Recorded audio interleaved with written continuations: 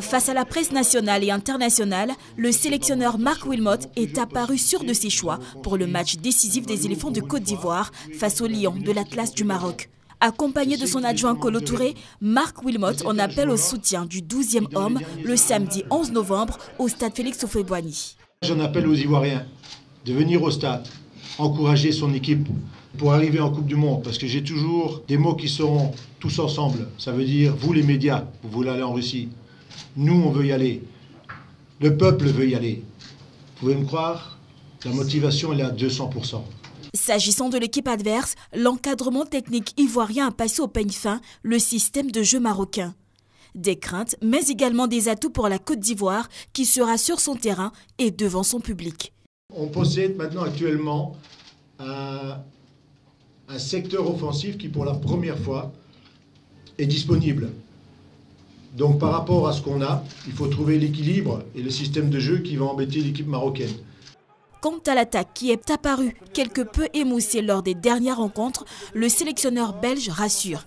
Son joker pour ce match, Yao Kwasi Gerver, dit Gervinho.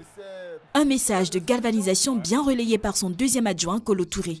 L'ancien défenseur use de ses années d'expérience dans la sélection pour jouer sur le mental de ses jeunes frères. Nous avons une très grande chance, c'est de jouer le dernier match pour se qualifier dans notre pays.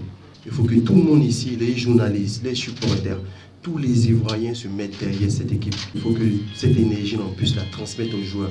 Côte d'Ivoire, Maroc, samedi 11 novembre 2017 au stade Félix Houphouët-Boigny. Un match décisif pour la qualification ivoirienne à la Coupe du Monde Russie 2018 et dont l'issue fixera sûrement le destin du Belge Marc Wilmot à la tête de la sélection ivoirienne.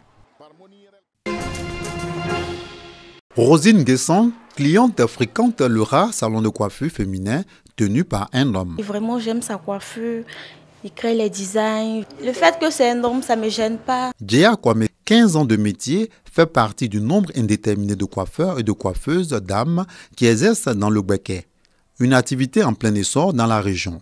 Autrefois, un coiffeur, quand la dame te dit les coiffeurs, mais quand le monsieur te dit les coiffeurs, tu es content parce que ça se répercute sur sa vie. Mais aujourd'hui, l'installation anarchique, il n'y a pas de suivi après formation. Pour faire face à l'anarchie, un assainissement dans le milieu s'impose, d'où la création de Beauty Leaders, une association des acteurs de la coiffure en vue de la professionnalisation du métier. Au cours d'une cérémonie d'investiture, Djéa Kwame est porté à la tête de la structure.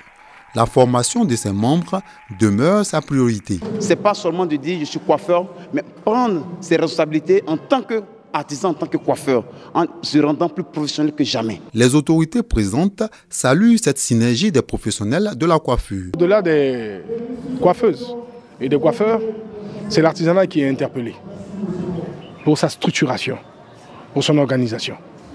Il n'y a qu'une corporation organisée qui peut être accompagné. Un métier qui occupe environ 2,5 millions de jeunes en Côte d'Ivoire. Donc c'est un bassin d'emploi à encourager. À ce jour, l'association Beauty Leaders compte plus de 2000 adhérents.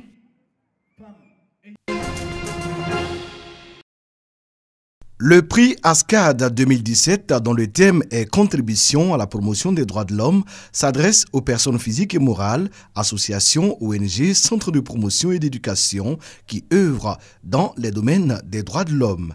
Pour le professeur Bakayoko Tio Touré, les dossiers examinés par le jury sont tous de qualité et d'intérêt. Il porte sur différents sujets tels que la promotion des droits des travailleurs domestiques, la promotion des droits des filles mineures contre le mariage forcé précoce, les droits des personnes vulnérables, entre autres. Ce prix est initié pour rendre hommage à des personnes, à des ONG qui œuvrent inlassablement avec leurs propres moyens pour la promotion justement des droits de l'homme en Côte d'Ivoire. La cérémonie de remise du prix ASCAD 2017 va se tenir le jeudi 9 novembre 2017 à la Maison des architectes de Cocody. Le prix est doté d'une enveloppe globale de 9 millions de francs CFA, 5 millions pour le grand vainqueur, 2 500 000 pour le deuxième et 1 500 000 pour le troisième. Cette cité est l'un des endroits les plus dangereux d'Afrique du Sud. Dans cette banlieue de Durban, des tueurs à gages sont recrutés et s'affrontent dans une série de meurtres politiques. Des assassinats commis pour prendre le contrôle de la branche locale du parti au pouvoir, l'ANC. Depuis 2014, cette guerre a fait plus de 90 victimes. Nous avons perdu beaucoup d'amis ici. Vous pouvez voir les impacts de balles, les balles tirées sur nous. Il y a des gens qui sont des tueurs à gages ici. Ils sont recrutés par des hommes politiques. Des dizaines de milliers de personnes s'entassent dans ce complexe de 71 foyers dans des conditions sanitaires désastreuses.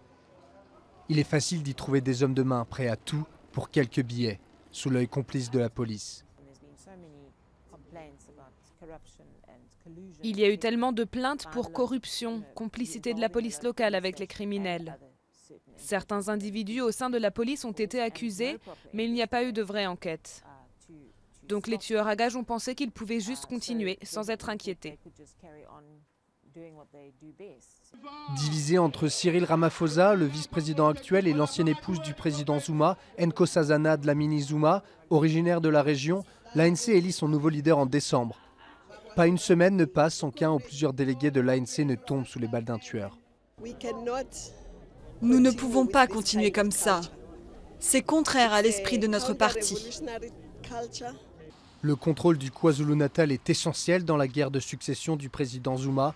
En cas de victoire de l'ANC aux prochaines élections, le leader du parti pourrait bien se retrouver à la tête du pays. L'annonce de la rencontre entre le dirigeant de Taïwan et de Chine continentale le samedi 7 novembre 2015 à Singapour a provoqué un électrochoc. C'est la première fois depuis la rencontre entre Chiang Kai-shek et Mao Zedong en août 1945 que les dirigeants de Chine nationalistes et communistes se retrouvent en tête-à-tête.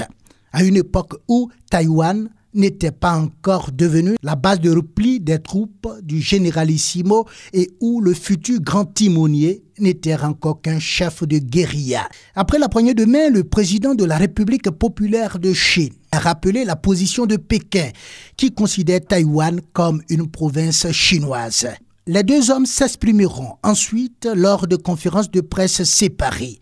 Les deux Chines n'ont jamais signé de traité de paix car elles continuent d'adhérer à un système de statu quo selon lequel elles appartiennent au seul et même pays.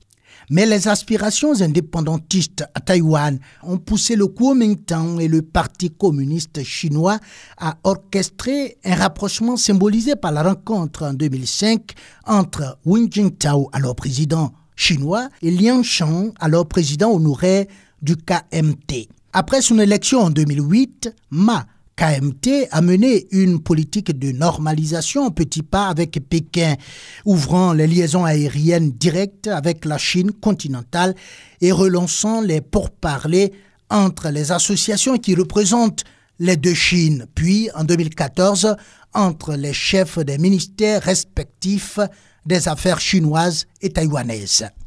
Un marathon de rencontres à un niveau de plus en plus élevé jusqu'à celle en mai entre Xi Jinping et Eric Chu, l'actuel président du KMT et candidat de ce parti à la présidentielle de janvier 2016. L'entretien du 7 novembre est présenté comme l'aboutissement naturel. La poignée de main de samedi représente bien symboliquement le couronnement de tout ce que Ma Ying-jeou a mis en œuvre ces dernières années. Sur Taïwan, le numéro 1 chinois avait dès 2013 confié à un émissaire taïwanais que la question de la réunification chinoise ne pouvait courir de génération en génération. À Taïwan, où la jeunesse est descendue dans la rue en mars 2014 lors du mouvement des tournesols pour faire dérailler le dernier volet du rapprochement économique avec la Chine voulu par Ma Ying-jeou. Les nouvelles générations sont toutefois de plus en plus réticentes à embrasser un rapprochement avec la Chine. Le contexte politique à Taïwan a évolué de manière spectaculaire ces 7 dernières années. Un nombre croissant de Taïwanais sont conscients de leur identité et du contraste béant avec la Chine, retombé directement du renforcement des liens sous Ma Ying-jeou. À Singapour, Ma Ying-jeou et Xi Jinping se salueront en terrain miné. L'opposition et une partie de la société taïwanaise vont ausculter la rencontre en détail en quête de la moindre atteinte contre la dignité et la souveraineté de Taïwan.